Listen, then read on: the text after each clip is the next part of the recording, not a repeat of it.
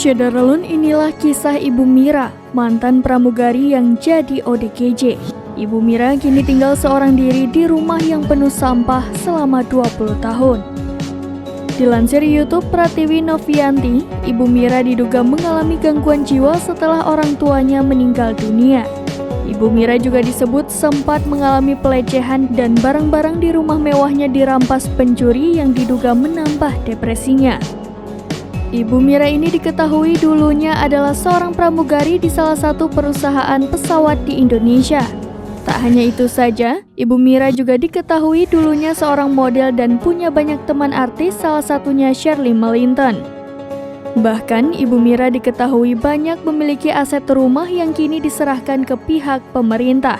Pasalnya, dengan kondisi Ibu Mira yang saat ini dalam gangguan jiwa, pihak warga setempat memutuskan menyerahkan sertifikat rumah dan berkas lainnya ke pihak pemerintah.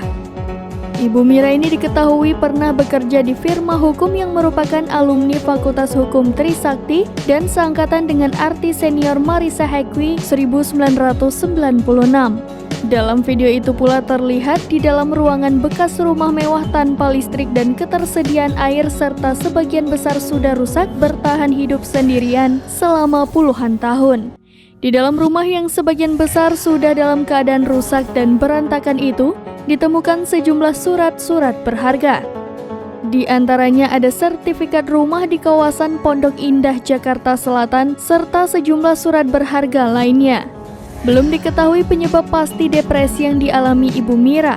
Namun sejumlah tetangga menyebut Ibu Mira mengalami gangguan jiwa pasca orang tuanya meninggal akibat kecelakaan pesawat. Diakui keluarga bahwa masa lalu Ibu Mira saat itu dikenal dengan paras cantik, namun memang memiliki kepribadian yang tertutup.